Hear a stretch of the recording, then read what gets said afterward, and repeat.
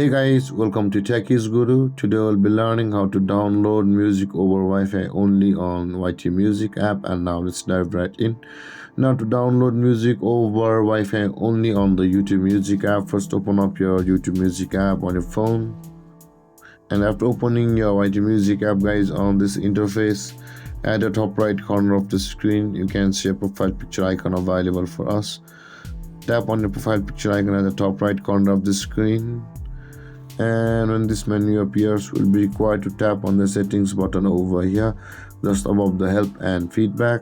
Tap on settings and you land over here. Again, tap on the fifth option that says downloads and storage, and you can see over here it says the download over Wi-Fi only. Make sure the toggle icon at the right side of this option is turned blue, and which means it is on. And with that being done, guys, you'll start to download music over Wi-Fi only on the YT Music app on your phone.